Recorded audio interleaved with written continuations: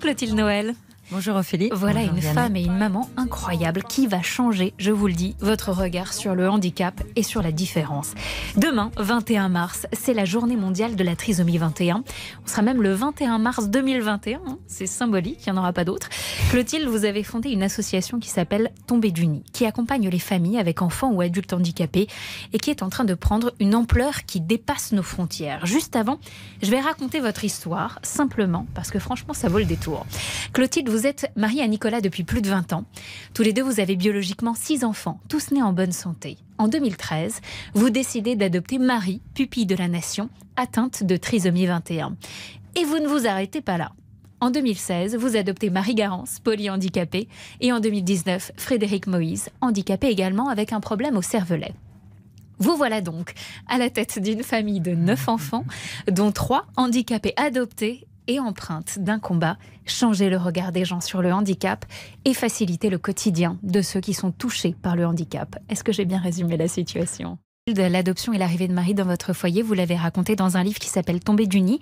Et puis vous avez fondé l'association du même nom. Aujourd'hui, ça prend une ampleur inattendue car vous allez pouvoir agir au niveau européen. Expliquez-nous. Alors comme vous l'avez dit Ophélie, en effet ça nous dépasse totalement, ça nous dépasse et ça dépasse les frontières. Aujourd'hui on a plus de 70 000 personnes qui nous suivent sur les réseaux et bien sûr en delà de la France.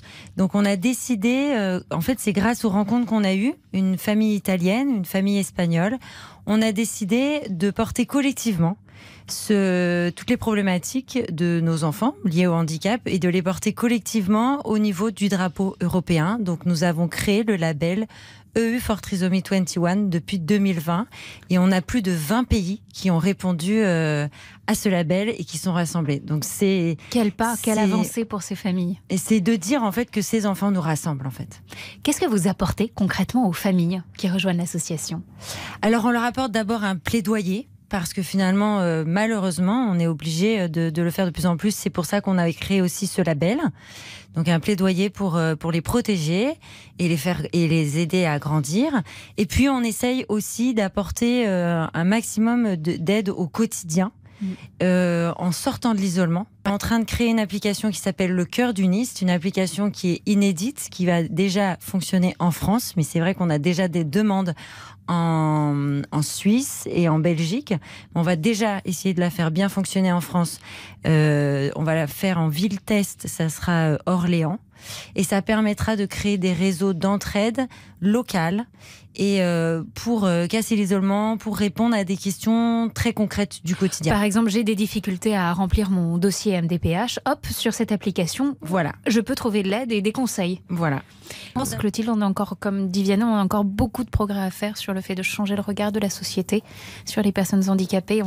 On se situe où ? On n'est pas bon, on est à peu près, on va mieux. En fait, dans l'inclusion. En fait, on essaye de faire une inclusion, mais on a oublié l'essentiel, c'est de leur redonner leur dignité, en fait, et leur humanité. Parce qu'avant d'être porteurs d'une trisomie 21, ils sont des citoyens, ils sont des hommes, des femmes, des enfants, et on en oublie ça, en fait. Et il est important de les réhumaniser, de leur donner leurs droits pour leur permettre. Et une fois qu'on aura on aura bien recentré en fait cette question première de se dire que toute personne, j'écoutais la dernière fois un philosophe qui disait que notre société elle est indigne si on ne donne pas la dignité à chacun.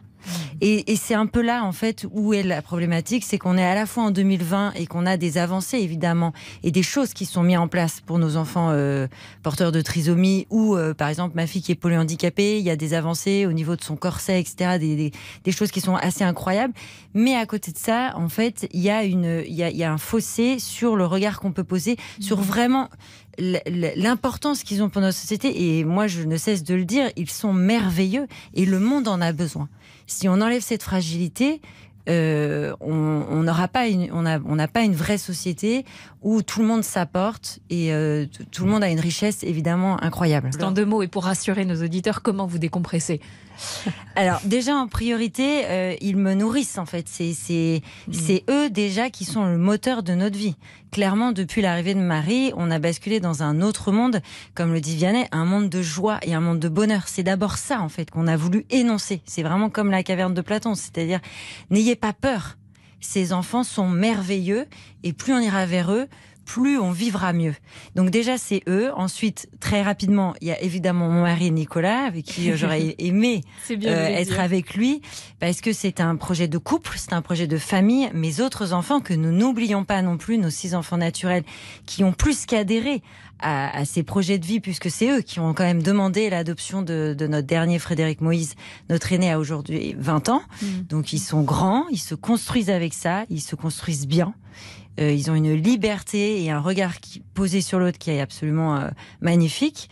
Et bien sûr, j'ai la chance d'avoir des amis incroyables, filles, qui sont là pour porter mes joies et mes peines aussi, parce que là, Marie-Garance, on est en train de traverser des moments compliqués. On a des appareillages qui sont lourds, qui sont douloureux pour nous aussi. De la voir dans des coquilles comme ça, etc. Donc elles sont là, on rigole beaucoup. J'ai la chance aussi, grâce à cette communauté, d'avoir rencontré des gens incroyables. Donc on se nourrit de cette richesse de rencontres qu'on veut justement retransmettre. Et puis après, à côté, évidemment, j'ai la foi. Et cette foi me permet d'avoir une espérance, évidemment, et une énergie, parce que c'est une grâce d'avoir la foi. C'est un don que j'ai la chance d'avoir. Et puis, bien sûr, le sport, enfin plein de choses. Quel beau message, ça fait vraiment du bien de vous entendre. Quelle maman extraordinaire. Merci Clotilde, je renvoie, parce qu'il y aurait tant de choses à dire. Je renvoie à votre livre, à votre site, à votre chaîne YouTube. Si vous voulez découvrir Marie et voir Marie chanter, allez sur la chaîne YouTube de Tombée du Nid. D'ailleurs, on se quitte avec elle.